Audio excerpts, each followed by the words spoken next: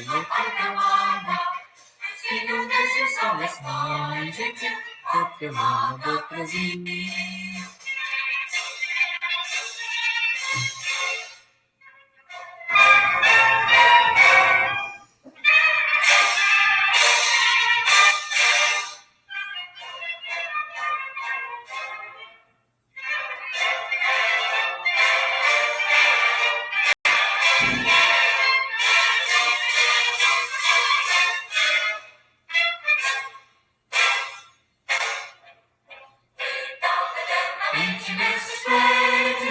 Ao som do mar e a luz do céu profundo, culturas ao Brasil foram da América, iluminando o sol do novo mundo.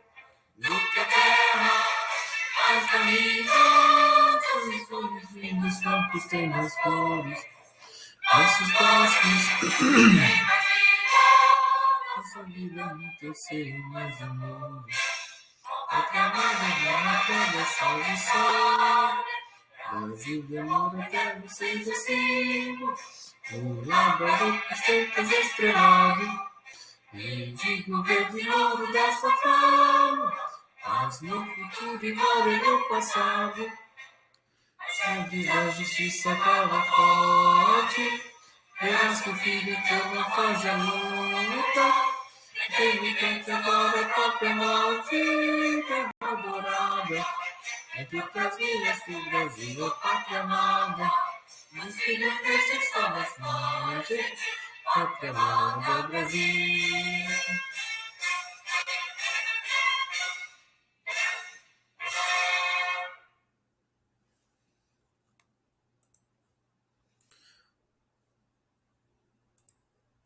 Os senhores conseguiram ouvir certinho? Sim, senhor. Maravilha! Alguns vezes estava com interferência, mas dava para ouvir certinho. Perfeito. Caso haja alguma interferência aí, os senhores me avisem, por favor, tá? Então vamos lá, gente. Vou dar uma recapitulada aí com os senhores a questão da estrutura da Terra e da sequência, movimento das placas tectônicas. E meu intuito é chegar hoje nas correntes marítimas, correntes de ar, tá? Chegar na questão aí das brisas, talvez, se der para falar um pouquinho hoje, também sobre as gigantes ondas de Nazaré. Vamos lá. Deixa eu compartilhar aqui com os senhores. Já pega o caderno aí que hoje a gente vai fazer algumas anotações, tá, gente? Ô, professor, falando em água, eu estou começando a estudar a Ásia agora em geografia, e a professora falou que a Índia e o Paquistão, porque eu não entendi porque que tinha aquela guerra que já rolava há algum tempo, a guerra da Caxemira. Aí a professora explicou que, na verdade, como lá tem um clima muito desértico e tem um grande crescimento populacional, acaba faltando suprimento de água. E a Caxemira é um território que tem muito suprimento de água e, consequentemente, os dois países disputam ali para poder tomar esse território e abastecer seus países. O caso de Israel e a Palestina também, como a professora. Perfeito. Só dando um panorama geral aí, Luiz, é aquilo que nós falamos, né? Quanto maior o número de pessoas, provavelmente maior o número de problemas também, consequências, tá? Porque o que nós temos aí, Luiz? Principalmente a Índia, que é um país muito pequeno, com um número de pessoas muito grande. Sim, sim. Se bem que a Índia até que não é tão pequena aí se considerada em outros países, né? Mas no equilíbrio aí entre território e população, né, apresenta uma densidade demográfica muito grande. Então o que acontece? Você pega essa região aí da Ásia, você pega a Índia, você pega até mesmo a China, essa região, por incrível que pareça, apresenta um solo muito fértil, né? Eu acho que eu já falei isso para vocês em alguns momentos. Qual que é o problema aí, né, dessa região? Sudoeste asiático aí. Vamos lá. A China ela possui um solo muito fértil. E a China ela importa muito produto do Brasil. Tá? Nós somos um dos principais clientes aí da China em termos de importação de alimento. Tá? A questão é, por que a China não começa a investir na sua própria exportação de alimentos? Tá? A resposta é simples. Qual que é a resposta aí? A resposta é a seguinte: estamos falando de Índia e China, né, os países que apresentam maiores índices populacionais do mundo. Tá? E quando a gente fala de investimento no agronegócio, nós temos que ter em mente o seguinte, que gasta-se muita água na pecuária, gasta-se muita água nas plantações, tá? Quer seja plantações de arroz, feijão, soja, milho, enfim, gasta água pra caramba. Aí eu pergunto, Luiz, pessoal, vamos imaginar o seguinte, imagine a falta de água para um país que tem 20% da população mundial, que é o caso da China. Imagina um país como a China, imagina um país como a Índia, que está assim de população. Imagine faltar água para essa galera. Né? É muito. Eu não sei se. Escrever com palavras. Não sei se vai ser exagero, Luiz, não sei se vai ser exagero, pessoal, mas eu diria que numa situação dessa, o mundo pararia. Né? O mundo pararia. É verdade. Porque se a turma depende, se o mundo hoje depende muito da produção chinesa, tá? Eu acredito que o mundo pararia, tá? Pelo menos economicamente. Então o que acontece? O que é mais viável? O que é mais viável para a China hoje? É mais viável ela importar os alimentos tal como ela está fazendo e investir no segundo e no terceiro setor da economia. Por dois motivos. Uma, por conta da água, vai gastar muita água na plantação. E um país como a China, se fica sem água, estagna o mundo inteiro. E a segunda opção, espaço. Né? Aqui, eu não lembro de cor aí a densidade demográfica da China. Se eu não me engano, acho que é 145 por habitante. Ou melhor, 145 habitantes por quilômetro quadrado. Aqui no Brasil, é mais ou menos 25 habitantes por quilômetro quadrado. Então, o que acontece? Não tem espaço. Países como o Japão, por exemplo, é maior ainda. 300 habitantes por quilômetro quadrado. Tá fervendo, gente. Então, a Europa, a Ásia como um todo, está com medo. Qual é o principal medo da Ásia e da Europa, ou do continente eurasiano, que a gente chama, né? O maior medo dessa galera é ficar sem espaço. Né? E na China acontece isso. Né? O pessoal vai construir casas, dependendo da região que você estiver, você não pode construir mais casas térreas. Você tem que construir prédios, porque comporta mais pessoas. Né? Então, o espaço da China ali está ficando muito restrito. Né? Índia também está com essa preocupação, até porque daqui a alguns anos, segundo projeções, a população da Índia talvez ultrapasse a população da China. Gente, é muita gente. Não é à toa que nós temos, por exemplo, quando a gente fala de continente, o maior continente do mundo, em termos de extensão territorial, em termos de população, é a Ásia. Não é à toa que é a Ásia. Né? Então a Ásia ela está arrepiando aí. Só que há essa preocupação dos asiáticos, né? Essa grande preocupação. Talvez daqui a alguns anos não tenha mais espaços aí para, né, plantação e construção. Ou vai ter que importar de outro país, ou não é à toa que o mundo começa a olhar para o Brasil com bons olhos nesse sentido. E qual é o sentido? Né? O Brasil se destaca muito na produção de produtos primários. Os nossos produtos aqui do Brasil são produtos de altíssima qualidade. Nós exportamos, nós alimentamos 20% da população mundial. Mais de 1 bilhão de pessoas. Exatamente. Mais de 1 bilhão de pessoas. Então, a cada 5 pratos de alimentos no mundo, 1 é o Brasil que está produzindo. Então, é muito... É como se o Brasil fosse o celeiro do mundo, gente. Tá? E o que acontece? Essa galera, por mais que se desenvolva, por mais que cresça, por mais que a tecnologia se destaque, essa galera vai precisar se alimentar, é óbvio. E de onde vai surgir esse alimento? Né? o melhor, né? Mais ainda, um alimento de qualidade. Então, Brasil. os produtos do Brasil, né? Os produtos do Brasil são os produtos que apresentam os melhores custo-benefícios aí para a importação global. Então tá todo mundo querendo o Brasil, gente. Estados Unidos está doido para vir para o Brasil. Por que vocês acham que o Elon Musk veio para o Brasil recentemente? É porque ele simplesmente está interessado em preservar a Amazônia? Talvez esteja, de fato, mas a grande preocupação dele não é apenas a preservação da Amazônia, e sim o que ela pode oferecer. Né? É aquilo que nós conversamos já em algumas aulas. Se eu tenho um produto e eu quero vender esse produto, e se o Luiz está querendo comprar esse produto, vai ser bom para quem está vendendo e vai ser bom para quem está comprando. Né? É a lei da oferta e procura, demanda e procura, demanda e oferta. Né? Então, vai casar. Então, se os interesses estão conciliando, bola para frente. E nesse sentido, todo mundo está querendo fazer aliança com o Brasil. Né?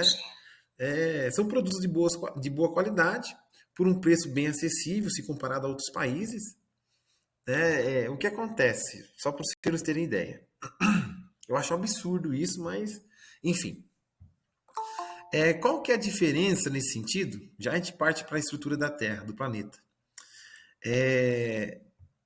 Vamos lá, Miguel. Mas se o Brasil é fazenda, não faz muito sentido. Não entendi, Miguel. Mas se o Brasil é fazenda, é isso mesmo? Eu tô com um risco na minha tela. É isso mesmo, fazenda? Peraí, mas se o Brasil é a fazenda, não faz muito sentido o que ele quis dizer. O que não Também faz não faz. o sentido? Eu perdi o Não, que contexto. a gente, tipo assim, né? Se o Brasil é a fazenda, o que a gente é nele? O quê? What? Entendi. Acho que ele vai dizer na hora que, tipo, você coloca pra apoiar um... Boa noite, senhores. Boa noite. Ele pergunta se o Brasil é fazenda, a gente é o que nele? Daí o outro lá responde pessoas. Daí ele falou, mas se o Brasil é fazenda... Tá, entendi. Então, assim, é uma analogia, tá, Miguel? É uma analogia que a gente está fazendo da importância dos produtos que o Brasil tem a oferecer para o mundo, tá? Isso tem que ficar claro para a gente. O que acontece, Luiz, o pessoal, o que acontece nos países de primeiro mundo ou nos países desenvolvidos? Lucas, senhor, lê meu comentário, por favor. Qual comentário, Lucas? Estou meio perdido aqui. Gente, eu tô aqui com 1, 2, 3, 4 abas abertas e eu não consigo visualizar as 4 abas abertas, as 4 guias e dar atenção no chat. Além de que, quando a comida antigamente era muito caro e alguns mercados que serviam animais mortos e causou várias doenças como o próprio Covid-19. Né? Sim, quer ver? Ele tá falando da China? Pablo, além... Aí, senhores, olha quem acabou de chegar aí. Salve, Gu! Gustavo Melhor. Pablo Play. Além de que quando a comida antigamente era muito caro e alguns mercados... Salve, senhor, seja bem-vindo. Sim, Saudade. Também, Gu, também. Acho que não iam vender. Então, o que acontece, Miguel? Aqui no Brasil nós temos a Anvisa, só para você ter uma ideia. E o que acontece? Pelo menos em tese, né, teoricamente, a Anvisa ela faz todo esse levantamento no frigorífico, por exemplo, se aquele produto que está sendo comercializado segue essas linhas de qualidade da Anvisa. Então, no Brasil nós temos, né, pelo menos em tese, um órgão que fiscaliza a qualidade desses produtos. Outros países, tá? Em outros países, nós não temos essa preocupação aí, hein? Pelo menos não de uma forma bem clara e direta, tá? Você pega, por exemplo, alguns países do Sudeste Asiático, não existe essa preocupação tão gigante como acontece aqui no Brasil. Né? Então acabam, né, alguns países vendendo carne de cachorro, por exemplo. Isso é verdade, teve um caso até aqui em Boituva mesmo, eu acho que teve um cara que ele foi preso porque ele colocava carne de cachorro, essas coisas Sim, nos sim. pastéis dele. Teve esse caso há alguns anos já, na verdade. Mas teve sim, Luiz. Eu lembro quando isso aí estourou, viu? Aí a lanchonete fechou, trocou o dono, deu mal BO. Deu mal BO. Sim. Mas a carne era boa? Ô, Gu, eu nunca comi, mas se você já comeu, talvez pra você seja bom, né? Se eu comi, foi sem o consentimento aí, hein? Me venderam é como se fosse carne de frango. Pra mim era frango. Pra mim também. Enfim, né? Então o que acontece? Nos países desenvolvidos, o que essa galera faz? Vamos pensar na fazenda aí. O Gu, por exemplo, Gustavo Melhor, ele é um fazendeiro lá dos Estados Unidos. E ele planta arroz nessa fazenda dele. Nos países desenvolvidos, qual que é a lógica de mercado? O Gu vai vender barato esse arroz, vai manter o mercado interno, tá? E se ele vai vender barato para manter o mercado interno, o que vai acontecer com nós,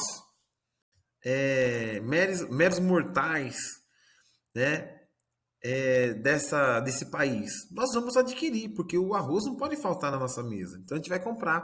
Poxa, o arroz do Gu lá é um arroz de boa qualidade, está com preço bacana.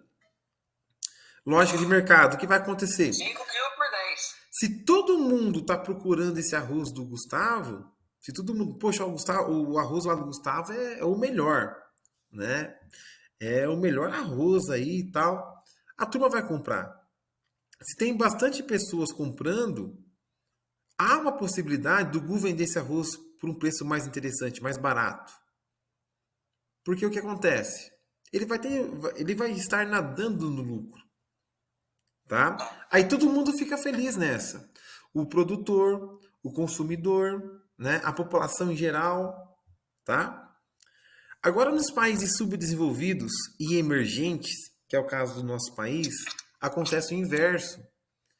Boa parte aí desses produtores, eles exportam uma grande maioria primeiro, né? Exportam primeiro, para depois manter o mercado interno. O que vai acontecer? Porque é o seguinte, aí o Luiz agora, o Luiz é um fazendeiro aqui do Brasil. Mesmo esquema, arroz também. Só que o Luiz, ele percebeu que se ele exportar, ele vai ganhar em dólar.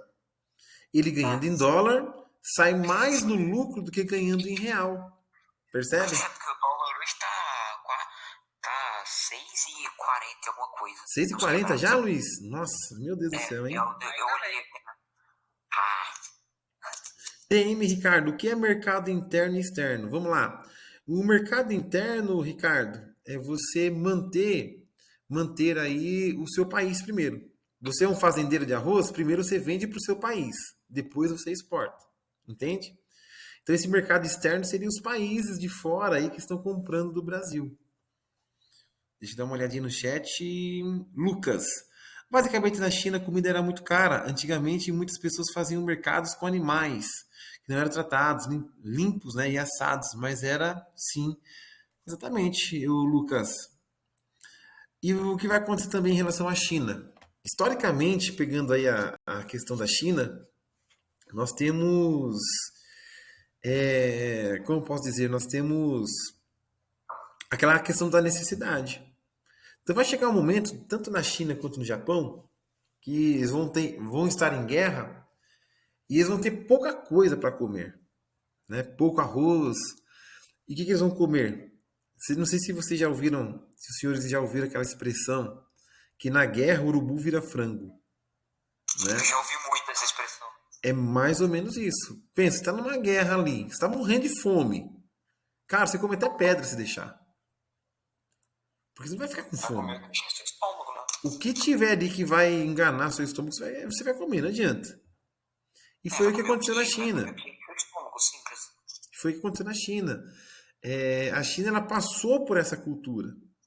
E desde então eles começaram a se alimentar de insetos, começaram a se alimentar de outros animais exóticos e foi criando uma cultura isso aí. E até hoje é assim, né? Não só a China, claro. Professor, Pois não, José, pode falar. professor, o meu pai é vendedor do produto do Liuping, o cara que criou o primeiro arroz híbrido do mundo. Arroz híbrido? Que da hora! É o arroz que nós comemos hoje na vida. Que bacana, que bacana. É porque o que vai acontecer? Se a gente parar para analisar, os meios de produção de determinados produtos, eles vão ter que serem mais desenvolvidos. Por exemplo, acho que eu dei esse exemplo para vocês. Você pega uma galinha caipira. Uma galinha caipira para ficar a ponto de abate, tá? Inclusive o Brasil vai usar muito essa técnica. Não é à toa que o Brasil se destaca no agronegócio. Você pega uma galinha caipira, essa galinha caipira ela vai precisar aí de no mínimo uns 4 a 6 meses a ficar a ponto de abate. Então suponhamos que eu esteja vendendo galinha caipira. Aí eu vendo para o José. O José gosta da minha galinha caipira porque é uma galinha caipira de qualidade.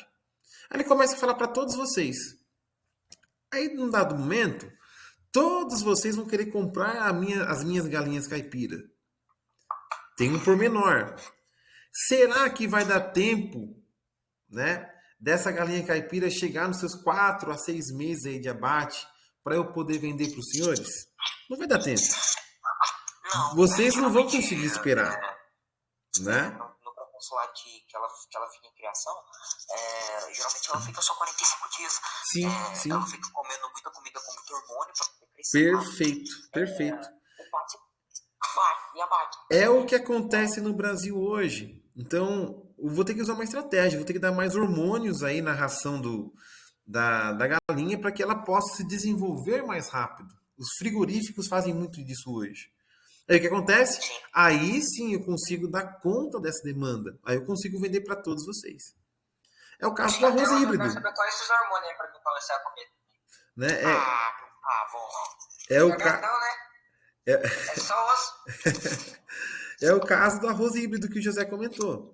Então, se ele esperar, né, aquela plantação convencional, ele vai demorar mais tempo. Eu não sei exatamente quanto tempo, mas essas novas tecnologias, elas vieram acelerar esses meios de produção.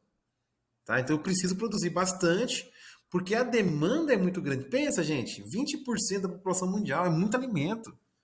Né? Então, se a gente usar técnicas tradicionais, técnicas mais conservadoras, não vai dar tempo de produzir toda essa demanda de comida para essa galera.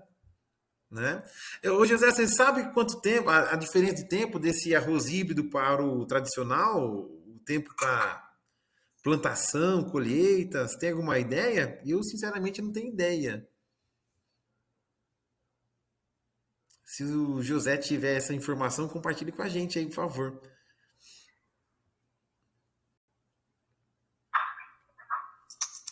Senhor José? Tá na escuta aí, José? Eu não tenho, eu sei que é mais rápido, né? A plantação, a colheita. E falando em frango, eu lembro de uma vez que eu fui no mercado e eu vi um frango, gente. Oi? Pode falar, José. É ao mesmo tempo. É ao mesmo tempo? Meu pai tá falando. É que melhorou a qualidade do arroz. Tá, entendi. Aí melhora a qualidade, entendi. Melhorou a qualidade genética do arroz. Entendi. É a mesma coisa, gente. Essa utilização dos agrotóxicos e também dos insumos que a gente importa muito da Rússia. Qual que é a ideia da utilização? Ampliar a qualidade dos produtos. E o que vai acontecer? A ideia é apresentar um custo-benefício mais interessante para a população. Porque se você tem a capacidade de escolha, o que você vai escolher? Você vai escolher, muitas vezes o barato sai caro. Então você paga um pouquinho mais caro. Mas também agora, né, professor? Oi, Gu? Tá na moda sobre as plantas hidropônicas, né? Hidroponia, né? Sim. Eu lembro de uma vez que foi muito bacana, inclusive. Eu estava no ensino médio e a professora de biologia, ela montou um projeto de alface hidropônico. Para quem não conhece, em vez de plantar na terra o alface, planta-se em canos de água. É muito legal. Eu lembro que na época a gente vendia, a gente conseguiu levantar uma grana legal na escola. Projeto muito bacana. Ah, eu já tive um projeto desse na creche também. É muito bom. E não é tão caro, não é tão caro. Porque vai chegar um momento, gente, vai chegar um momento, igual eu estava falando no início da aula, que nós não vamos ter o espaço físico para plantação. Percebe? Então, hoje, qual é a ideia dos agricultores, qual é a ideia dessa galera? De tentar usar essa questão do híbrido, né? Plantas que posso plantar em lugares menor, né? Em menores lugares aí, né? Não a utilização do solo, mas utilizar a água e por aí vai. Carne sintética, porque Essa carne sintética é produzida a partir de células-tronco de animais. exatamente. Porque qual que é a ideia aí, gente? A ideia, essa grande elite, ela percebeu que futuramente, talvez o tataraneto do Friboi, do dono do Friboi, não vai conhecer o sabor de um hambúrguer tal como nós conhecemos hoje. Porque o que vai acontecer? Vai chegar um momento que a população está crescendo, crescendo, crescendo, crescendo, crescendo. E aonde nós vamos criar o gado? Onde nós vamos investir na pecuária? Sem espaço. Né? Sem espaço. Então, fica muito difícil. Fica muito... Vamos ver dar uma olhadinha aqui no chat, gente. Professor, falando, só um parênteses aí. Pois Você não. falou que a Rússia é o maior exportador de insumos, né? É assim, nós somos um dos principais clientes da Rússia em termos de insumos para a agricultura. A Rússia também é o maior produtor de Principalmente o nitrogênio e o potássio. Sim, a sim. Rússia é principalmente produtor de nitrato de amônio. Sim, sim. A amônia é muito A Rússia é o maior utilizada. produtor do mundo. É muito utilizada. Vamos lá, Lucas. Lucas, se quiser falar também ao invés de digitar, tá? Senhor, você sabia que os brasileiros, a maioria, em vez de aprender espanhol, que é a língua mais fácil para os brasileiros, eles preferem aprender línguas mais difíceis, como inglês, italiano, francês, entre outros? Vamos lá, italiano e francês ainda na família, senhor Lucas. Senhor, tem um menino minha que ele é francês. Legal, que bacana. Na Rússia, por exemplo, já que a gente está falando de Rússia, na Rússia eles têm aula de vários idiomas, né? Geralmente o russo ele é poliglota. Ele fala de 4 a 6 idiomas. Eles têm como matéria escolar, olha que bacana, o xadrez e a música, teoria musical. Muito legal, muito legal. Enfim, né? O único instrumento musical que eu sei tocar é berimbau, aquele lá de capoeira. Entende? Parece difícil, hein? É o quê? Parece difícil, né? O tocar berimbau. Não é não. É fácil. É fácil? É. Vamos lá, gente. Não, a gente fala que é difícil, né? Mas a questão não é que é difícil, é falta de prática, né? Sim, sim, concordo. Talvez se, né, estudar, talvez desenvolva aí, né? Desenrola alguma coisa. Vamos lá, gente. Então, estrutura da Terra, tá? Como os senhores estão vendo aí na tela. Já conversamos um pouquinho sobre isso aí, só vou recapitular mesmo, tá, gente? Crosta, manto, núcleo externo. Travou pra mim. Travou pra mim também. Travou? Sim, o slot cortou. Eita. Voltou? Sim, deu uma cortada. Voltou? Voltou. Aí, maravilha. Se travar, vocês me avisem, tá? Então, nós temos aí a crosta, o manto, o núcleo externo líquido e o núcleo interno sólido. O que vai acontecer, gente? Para a gente entender melhor essa questão de pecuária, importação e exportação de produtos primários, pelo menos, a gente tem que entender essa formação da estrutura. Conversamos um pouquinho, mas eu acho que a gente não chegou a fazer aí as anotações. Enquanto eu explico aqui, se os senhores quiserem... Não precisa copiar tudo não, tá, gente? Só fazer um resuminho. O mais importante aqui é que vocês entendam o assunto. Vamos lá. A crosta terrestre, então, vai ser a parte superficial da Terra, tá? É a parte onde nós pisamos. Qual é a diferença, tá, da crosta terrestre com a litosfera? Vamos voltar um pouquinho aí, gente. Para que haja vida nos meios, nos ecossistemas, tal como conhecemos, para que haja essa biosfera, que é a vida dentro desses sistemas, nós precisamos de 3 elementos. Quais são eles? A litosfera. Litosfera, hidrosfera e atmosfera. Perfeito. Esses 3 elementos compõem o que nós chamamos de biosfera.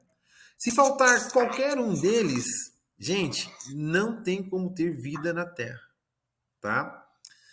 E qual que é a diferença da crosta terrestre com a litosfera? A litosfera é a camada que representa a atmosfera e a crosta terrestre.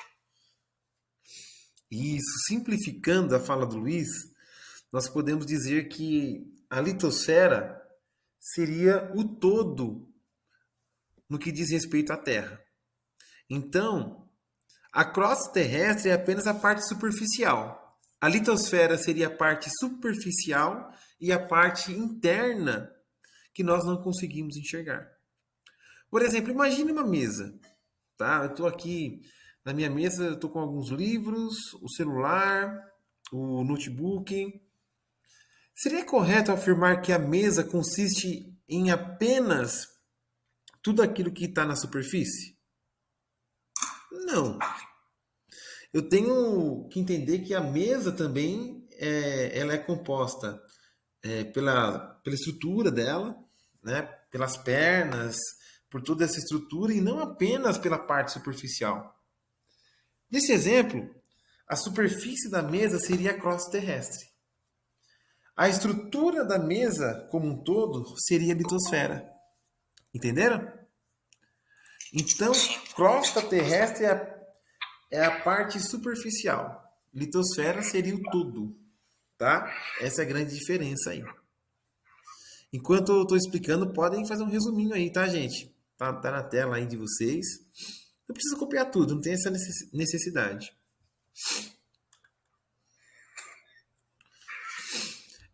O manto, né? O manto que vai estar aí abaixo da crosta. E o núcleo, que vai ser a parte mais quente aí do interior da Terra, chegando até 5.000 graus Celsius. Eu costumo, quando eu vou falar de estrutura da Terra, eu costumo dar o exemplo da calda de pudim. Né? A calda de pudim, o que é? Você pega o açúcar e vai derretendo na panela em fogo, brando, médio, alto, que seja. Pois não. Tô copiando aqui, você falou pudim, chamou minha atenção. Ah, pudim é uma maravilha, né? Então, Falou, vende pudim. Naqueles potinhos desse tamanho assim, ó, mais ou menos. Ah, que delícia. Eu amo pudim, viu? Ô, professor, esse documento, será que o senhor pode mandar lá do grupo para poder dar uma estudada nele? Posso sim, eu envio para vocês, tá? Obrigado, professor. Imagina. Então, o que acontece? Vai acontecer que, por exemplo, o açúcar, ele é um elemento sólido, tá? Um elemento sólido que de tanto eu mexer na panela, a fogo alto, brando, baixo, que seja, médio, vai chegar um momento que aquele açúcar ele vai derreter e vai virar um caramelo. Quando chega nesse ponto, é sinal de que aquela calda, né, aquela panela ali, ela chegou a mais ou menos uns 100 graus Celsius. Então, a 100 graus Celsius, Luiz, a 100 graus Celsius, Pedro, pessoal, o açúcar se transforma em líquido, tá? Agora tá aí a questão interessante. Entre a crosta terrestre e o núcleo, o último estágio ali da Terra, nós temos aproximadamente 5.000 graus Celsius. 5.000. Se em 100 graus Celsius o sólido já consegue, dependendo do sólido, né? O sólido se transforma em líquido. Imaginem o que acontece a 5.000 graus Celsius. A maioria dos metais presentes na crosta terrestre irão derreter. Perfeito. Iriam dar gás, quer dizer. Perfeito. Porque muitos. Sempre que você extrapola o ponto de ebulição de algum metal, ele vira gás como qualquer outro elemento. Perfeito, né? É igual aquele exemplo também do mingau, né? Quando um vulcão espelha suas lavas. Lavas, tá, gente? Não larvas. Larvas é aquele bichinho lá que o Timão e Pumba come. Lavas, sim, Lucas, vamos falar de placas tectônicas daqui a pouquinho. O que acontece então, gente? Acontece que toda aquela lava expelida, por exemplo, ela está super quente, porque ela saiu desse interior da Terra. Com o passar do tempo, essa lava vai se refrigerando, ela vai se resfriando e vira uma rocha magmática, né? Ou uma rocha ígnea, que a gente chama. É a mesma coisa o mingau. Você faz o mingau, tá quente, coloca o prato ali, espera um tempinho. Com o passar do tempo, você vai perceber que aquela superfície vai formar uma camadinha, né? A mesma coisa aconteceu desde a explosão do Big Bang até agora no planeta Terra.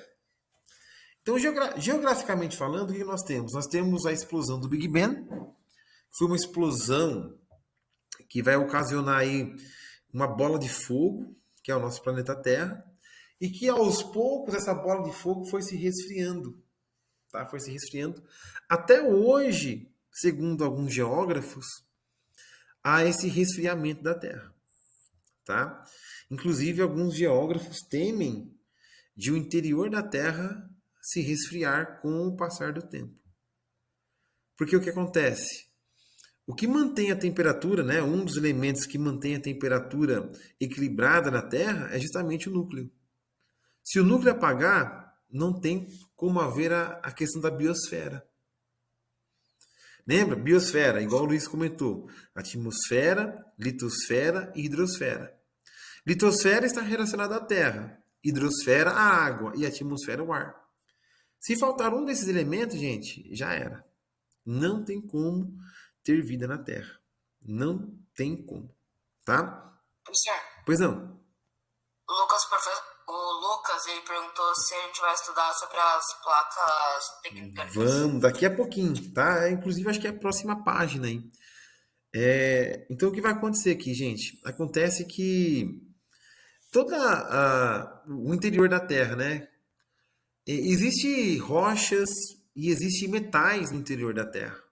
Existem minerais. Com essas altas temperaturas, o que vai acontecer com esses minerais? O que vai acontecer com esses metais? Eles vão derreter, tá? Eles vão derreter. Então, no interior da Terra, nós temos um dos metais mais preponderantes no interior da Terra é o níquel, por exemplo. Existe muito O níquel níquel. está presente em tudo, no manto e no núcleo. Exatamente, por conta dessas altíssimas temperaturas. Então, o que vai acontecer? Essas altíssimas temperaturas vai derreter tudo que estiver pela frente, tá? Inclusive essas rochas, tá? Ficou claro aí, gente, essa estrutura da Terra, como ela funciona? Sim. Beleza, vamos partir então para a próxima página. O Miguel falou, né, que é por isso que tá ficando frio ultimamente. Talvez. Sabe o que eu acredito que seja? Pode ser. Pois não, pode falar. Não, na minha opinião, sabe por quê? É o Frozen que tá fazendo uma visita pra gente, pô. É a Frozen. Não, mas ela já tava presa faz uns anos aí. Professor, Oi. minha professora de matemática ela falou que é assim, que a Terra tá girando... Não, o Sol tá girando a Terra. Aí o Sol parou em uma camada que não atinge muito o Brasil.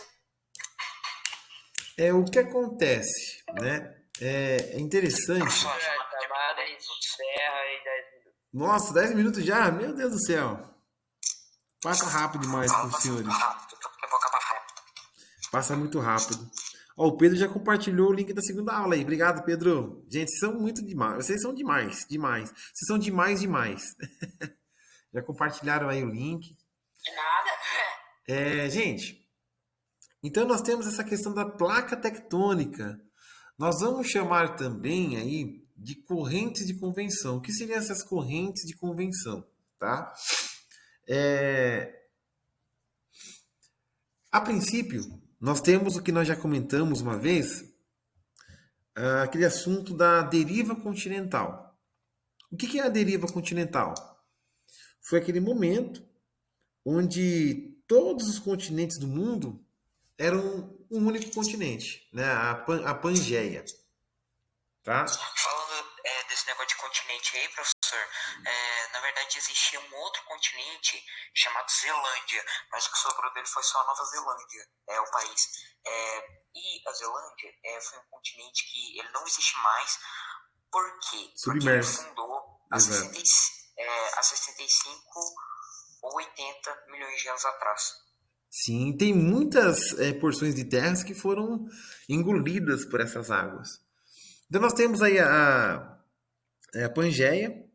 A deriva continental foi esse momento que os continentes começaram a se separar. Qual vai ser o principal motivo aí dessa separação? Placas tectônicas, tá? Então existem placas tectônicas, gente, que são do tamanho do continente. E o que acontece quando essas placas se chocam? Terremotos. Acontece terremotos submersos. Terremotos, tá? Terremotos, abalos sísmicos. Nesse exato momento, qual que é a diferença do abalo sísmico para o terremoto? Nesse exato momento, né? Se os senhores quiserem ler esse parágrafo que está aparecendo para vocês e fazer um resumo no caderno, é uma boa também. Qual que é a diferença do abalo sísmico? O abalo sísmico é um terremoto de menor magnitude. Nesse exato momento, muito provavelmente está tendo um abalo sísmico, né, em alguma região aqui do Brasil. Não sei se os senhores chegaram a acompanhar, mas houve um abalo sísmico aí em Campinas, em Indaiatuba. Algumas pessoas sentiram um leve tremor de terra. Era um terremoto que atingiu, acho que, o sul da Argentina. E por algum motivo, né, algumas pessoas de Campinas, aqui em Indaiatuba, conseguiram sentir esse tremor. Ô, professor, Pois não, Luiz. o senhor Ricardo perguntou se você poderia mandar esse arquivo no WhatsApp. Posso sim. Eu já mando hoje ainda para vocês, tá? Senhor, Pois não. a segunda aula é para todo mundo ou é para alguma pessoa específica, para algum grupo de pessoas específico? É para todos, tá? É que como o Google Meet só dá direito a 1 hora de aula, então a gente divide em 2 aulas, tá? Mas é para todos, sim. Como se forma o tsunami? O tsunami, eu acho que é Yasmin, né? O tsunami, ele também parte dessa premissa das placas tectônicas. Quando as placas tectônicas se colidem, nós temos os terremotos. No oceano, quando elas se encontram, formam-se os tsunamis. Tá? Então, as placas tectônicas são as principais causadoras aí dos tsunamis e dos terremotos. Então, a partir desses terremotos, né, a partir desses choques entre as placas tectônicas, nós teremos aí o que nós chamamos de deriva continental, que foi o que? A separação desses continentes. Tá? Senhor, Pois não. eu tô vendo aqui, é que eu não tô conseguindo ver certinho as coisas aqui, mas tem placas tectônicas lá na parte do Triângulo das Bermudas que eu não tô conseguindo ver. Tem sim. Tem sim. Tá? Essas placas tectônicas, o que vai acontecer? É até interessante, o Pedro, você ter perguntado, que elas vão se colidindo, né? Mais para frente nós vamos ver quais são os tipos de movimento que ela faz. E toda a colisão entre as placas tectônicas, a partir dessa colisão vai existir um fragmento dessas placas tectônicas. Então nós temos uma placa tectônica gigantesca, ela vai se bater, ela vai se fragmentar, formar outros grandes pedaços que por sua vez vão se encontrando, né? Vão colidindo. E nessa região do Triângulo das Bermudas é comum. É comum, sim. No Japão é muito comum. Estados Unidos, ali a oeste do continente sul-americano, né? Lucas, senhor, você sabia que em uma chuva nunca haveria vida na Terra? Pois quando os aminoácidos foram criados, eles subiram tanto que eles foram para o céu e a chuva impediu que eles fossem para o espaço, empurrando os aminoácidos de volta para a Terra. Dessa aí eu não sabia não. Interessante, hein? Lá no Japão e em alguns países que os terremotos são frequentes, eles têm no celular um aplicativo que avisa quando está tendo terremoto. Tem terremoto e também furacão, né? Nos Estados Unidos tem, como que se diz? É um alerta público, não é alerta público que se fala, é algo nesse sentido. Mas avisa-se, quando vai ter algum furacão, algum tornado, ciclone, os aplicativos já estão avisando já, então é interessante, né? Miguel, e os buracos brancos? Que buracos brancos, Miguel? Pablo Play. Buracos brancos são pequenas Eu seções. já tava na aula passada que eu tava dando, professor. Ah, tá. Quer falar um pouquinho? Pode falar aí. O Luiz está falando, né? Pode comentar, Luiz. O Miguel já mandou aí. Acho que ele deve ter anotado o que eu falei naquela aula lá que você não pôde participar. Ele mandou aí. Quer que eu leia pro senhor? Por favor, Luiz. Na relatividade geral, um buraco branco é uma região hipotética do espaço-tempo e da singularidade que não pode ser acessada de fora, embora a energia, matéria, luz e informação possam escapar dela. Interessante, hein? Interessante, bacana. A teoria da relatividade Einstein, né? Espaço-tempo. Muito bacana. Pablo Play. Senhor, o que causa o furacão? O furacão são encontros de correntes de ar de massas de temperaturas diferentes. Por exemplo, quando uma massa de ar quente se encontra com uma massa de ar frio a altíssimas velocidades, o que vai acontecer? Vai haver um choque entre as duas correntes, o que vai acabar ocasionando os furacões. Tá? É aquele negócio, você pega um bando de corintiano doido aí, essas torcidas organizadas doidas, que vai só para brigar. Aí você pega um bando desse, Palmeiras e Corinthians. Lógico que eles são todos, né? Mas esse pessoal que vai para brigar, quando eles se encontram, o que vai acontecer? Vai ter uma confraternização entre eles? Não vai ter um quebra-pau, né? A mesma coisa o furacão. Tá? Quando essa corrente fria se encontra com a corrente quente... É capaz de até parar no jornal por causa dessa treta. e para, né?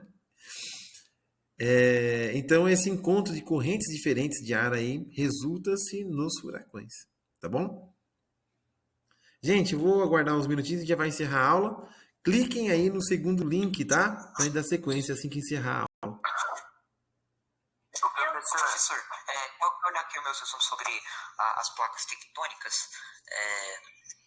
As placas tectônicas são placas que não permitem que os continentes se juntem. Na época da Pangeia, os continentes eram meio juntos e ocorreu o fenômeno de deriva continental. O calor do núcleo gera a movimentação do magma do manto e esse movimento empurra as placas tectônicas em várias direções. Perfeito. E Certo. esse movimento também é chamado de correntes de convecção, tá? Perfeito, Luiz. Exatamente isso. Pessoal, até a próxima aula, gente. Cliquem no link, hein? Todos vocês. Ô, professor, Oi. eu vou na outra aula com a conta da minha mãe, tá? Fechou, Miguel. Professor, Pois não. eu vou responder ao Elton, tá? Que ele perguntou por que não ocorrem tsunamis, terremotos no Brasil. Vamos lá. E assim, não ocorre porque, como você pode ver no mapa, o Brasil está no meio das placas no meio da placa. E geralmente acontece mais para as bordas. Perfeito. Boa. Boa observação, senhor. Gostei, hein? Ó, parabéns. Isso aí. Já vi que o senhor é um bom observador.